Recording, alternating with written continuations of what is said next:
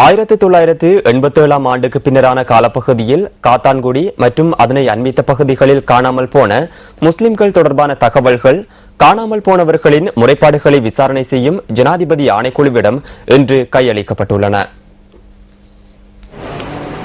இந்த காலப்பகுதியில் காணாமற் போனவர்கள் தொடர்பில் விசாரணைகளை நடத்துவதற்காகவே ஜனாதிபதி ஆணைக்குழுவிடம் இந்த தகவல்கள் கையளிக்கப்பட்டுள்ளன. காத்தான்குடி மற்றும் அதனை அண்மித்த பகுதிகளில் மக்கள் பெரும் பொருளாதார நெருக்கடிகளுக்கு மத்தியில் வாழ்ந்து வருகின்றனர். இந்த நிலைமையில் காணாமற் போன மற்றும் கொலை சம்பவங்கள் தொடர்பில் விசாரணைகளை மேற்கொள்வதற்காக ஜனாதிபதி மஹிந்த ராஜபக்சவினால் குழு ஒன்று நியமிக்கப்பட்டது. சமூக அமைப்புகள் இதன் நடவடிக்கைகளை முன்னெடுத்து சென்றதுடன் குறித்த பகுதிகளில் இருந்து காணாமற் போனோர் மற்றும் கொலை செய்யப்பட்டதாக சந்தேகிக்கப்படுவோர் தொடர்பில் அவர்களது உறவினர்களிடம் இருந்து தகவல்கள் திரட்டப்பட்டுள்ளன. சமூக செயற்பாட்டாளர்கள் குழு மற்றும் அரசியல்வாதிகளினால் இவ்வாறு திரட்டப்பட்ட தகவல்கள் காணாமற் போனவர்களின் முறைப்பாடுகளை விசாரணை செய்யும் ஜனாதிபதி ஆணைக்குழுவின் செயலகத்தில் இன்றைய தினம் கையளிக்கப்பட்டது. ஜனாதிபதி அவர்களினால் காணாமல் போனவர் சம்பந்தமான விவரங்களை திரட்டுவதற்காக அதற்கான தீர்வுகளை கொடுப்பதற்கு அமைக்கப்பட்டிருந்த காணாமல் போனோர் ஆணைக்குழுவிற்கு மட்டக்களப்பு மாவட்டத்திலே இருந்து காத்தாங்குடியை அண்டிய பிரதேசங்களில் காணாமல் போன முஸ்லிம்களின் 112 நபர்களின் காணாமல் போனவர்களின் விவரங்களை இன்று நாங்கள் எங்களது பிரதி அமைச்சர் ஹிஸ்புல்லா அவர்களின் தலைமையில் ஒரு குழுவாக இன்று வந்து அதை நாங்கள் கையெழுத்தோம். இது சம்பந்தமாக காணாமல் போனோர் ஆணைக்குழுவினுடைய தவிசாளர் அவர்கள் எங்களுக்கு பல உறுதிமொழிகளை வழங்கியிருக்கின்றார்கள்.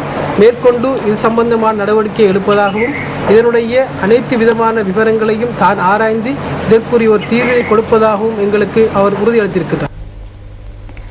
2011 ஆண்டு உயர்தர பரீட்சையின் Z புள்ளி தொடர்பில் உயர் நீதிமன்றம் வழங்கிய தீர்ப்பை மீண்டும் உயர் நீதிமன்றத்தின் கவனத்துக்கு கொண்டுவர முயற்சிப்பதாக கல்வி அமைச்சர் பந்துல குணவர்தன என்று தெரிவித்தார்.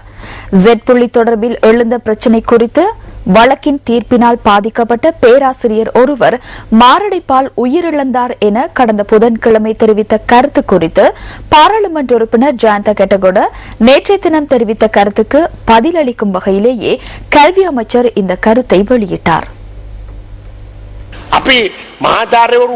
5 பேராசிரியர்கள் செட் ஸ்கோர் தொடர்பாக வழங்கிய தீர்ப்புக்கு இவ்வாறு நடந்ததற்கு பின்னர் தன்னை பாதுகாத்துக் கொள்வது எவ்வாறு என்பது தொடர்பில் பிரச்சினைகள் ஏற்பட்டதற்கு பின்னர் நெஞ்சுவலியும் ஏற்பட்டுள்ளது. நன்றாக சேவையாற்றிய ஆசிரியர் நெஞ்சுவலியால் நோய்வாய்ப்பட்டதன் பின்னர் இந்த விடயம் தொடர்பில் தமது வீட்டாருக்கும் எதுவும் அறியப்படுத்தவில்லை. ஆனால் அவர் எங்களுக்கு சொன்னார். அவரின் கண்களில் இருந்து கண்ணீர் வந்தது. அவர் இறந்து போனார். செட் ஸ்கோர் வழக்கின் மூலம் பேராசிரியர் கருணாரத்னவின் மரணம் மாத்திரமே எஞ்சியுள்ளது. சபாநாயகர் அவர்களே, இவ்வாறான பொய்யான தகவல்களை உயர் நீதிமன்றத்திற்கு கொண்டு சென்றமை தொடர்பில் மீண்டும் உயர் நீதிமன்றத்தில் வழக்கு தொடர இடமுள்ளதா என்று நீதிபதியிடம் கேட்டறிய வேண்டும் என நான் கருத்து தெரிவிக்கின்றேன்.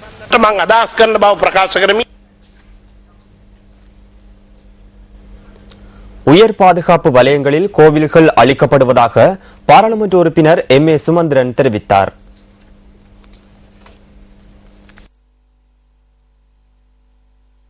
Yesterday, an Amman temple and a Pillayar temple. நேற்று ஒரு அம்மன் கோவில், அதே போல் பிள்ளையார் கோவில் என்பன புல்டோசர்களை பயன்படுத்தி அழிக்கப்பட்டது. அதுவும் உயர் பாதுகாப்பு வலயம். அது அதனை பார்வையிட முதலமைச்சர் ஒரு பூசகருடன் சென்றார். ஆனால் அங்கு அவர் தடுக்கப்பட்டார். ராணுவத்தினரால் அவர் தடுக்கப்பட்டார். அவர்களுக்கு அவரை தடுத்து நிறுத்துவதற்கான உரிமை இல்லை. யார் எங்கு சென்றாலும் அவர்களை தடுத்து நிறுத்துவதற்கான உரிமை அவர்களுக்கு இல்லை. அங்கு செல்ல வேண்டாம் என சட்டம் சொல்லவில்லை. அதே போல் வர்த்தமானியிலும் அறிவிக்கப்படவில்லை. அவர் ஒரு முதலமைச்சர். அங்கு யாருடைய ஆட்சி நிலவுகிறது? அங்கு ராணுவத்தினரா ஆட்சி செய்கின்றனர் என நான் பொறுப்பு வாய்ந்த அமைச்சர்களிடம் கேட்க விரும்புகின்றேன். முதலமைச்சர் ஒருவர் அங்கு செல்லும் போது எவ்வாறு தடுக்கப்பட்டார்? அவரே அங்கு முதலமைச்சர்.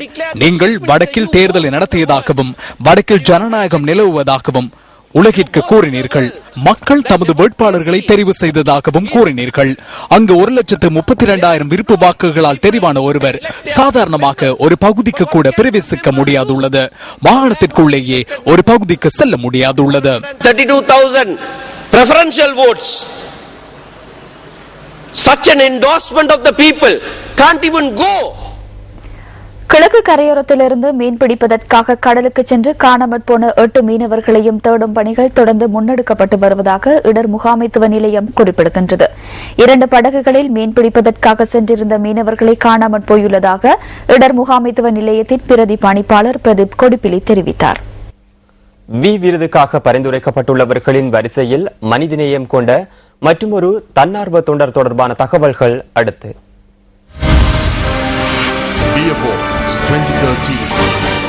சிறு வயது முதல் மனிதனுக்கும் தாவரங்களுக்கும் 5 அறிவு விலங்குகளுக்கும் அன்பு காட்டிய ஒரு உள்ளம் தாம் வாழும் பிரதேசம் முழுவதும் அலைந்து திரிந்து சிறுவர்களின் சிறப்பான வாழ்விற்காக தம்மையே ஈடுபடுத்திக் கொண்டவர் ஸ்ரீலால் ஜானக.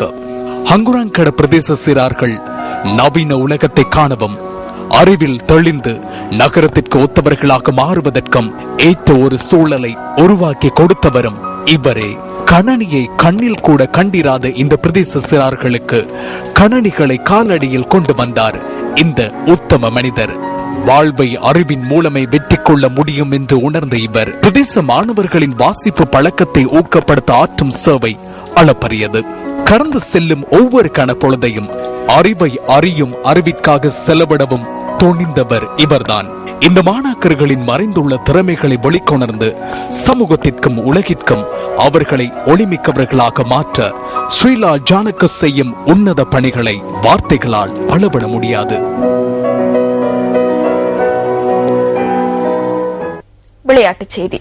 தேசிய மற்றும் சர்வதேச ரீதியில் ஆற்றல்களை வெளிப்படுத்திய வடமாகாண வீர வீராங்கனைகளை கௌரவிக்கும் 4வது வருடாந்த விருது வழங்கல் விழா யாழ்ப்பாணத்தில் நேற்றிரவு நடைபெற்றது. வடமாகாண சபை ஸ்தாபிக்கப்பட்ட பின்னர் இந்த வைபவம் முதல் தடவையாக நடத்தப்பட்டதும் குறிப்பிடத்தக்க சிறப்பம்சமாகும்.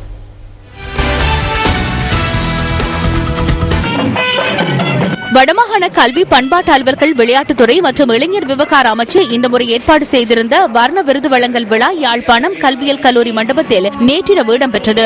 வடமாகாண முதலமைச்சர் சி.வி. விக்னேஸ்வரன் உள்ளிட்ட வடமாகாண சபையின் அரசியல் பிரமுகர்கள் பலரும் இந்த வைபவத்தில் கலந்து கொண்டனர்.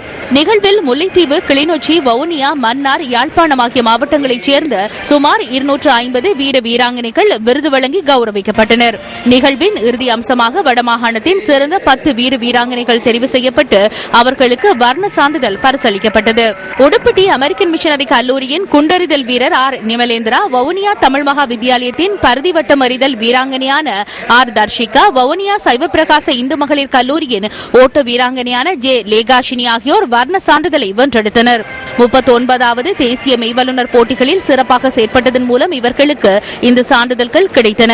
இதே போட்டிகளில் கோலூன்றி பாய்தல் மற்றும் ஈட்டி எறிதலில் திறமையை வெளிப்படுத்திய யாழ்ப்பாண மகாஜன கல்லூரியின் ஜே. அனிதா, கோலூன்றி பாய்தல் சாதனையாளரான ஆர். காவேரி, பளுதூக்கலில் பிரகாசித்த சென்ட் ஜோன்ஸ் கல்லூரியின் யு. வினோத்குமார் ஆகியோரும் வர்ண சான்றிதழை வென்றெடுத்தனர். வவுனியா கபடி அணியில் இடம் பிடித்த ஜி. வசந்தகுமார, மன்னார் கால்பந்தாட்ட அணிக்காக விளையாடும் ஏ. ரஞ்சன் ஆகியோருக்கும் வர்ண சான்றிதழ் கிட்டியது. ஆசிய கனிஷ்ட வலைப்பந்தாட்ட போட்டிகளில் வெள்ளிப்பதக்கம் வென்ற வெனுஜா பரமலிங்கம் மற்றும் தெற்காசிய கனிஷ்ட மெய்வல்லுநர் போட்டிகளில் ஈட்டி எறிதலில் வெள்ளிப்பதக்கம் வென்று இலங்கையை பெருமைப்படுத்திய புனித பத்திரிசியார் கல்லூரி வீரர் WCL லிவிங்டன் ஆகியோர் வர்ண சான்றிதழுக்கு பாத்திரமாகினர்.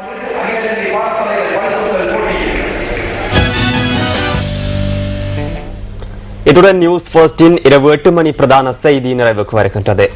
வணக்கம்.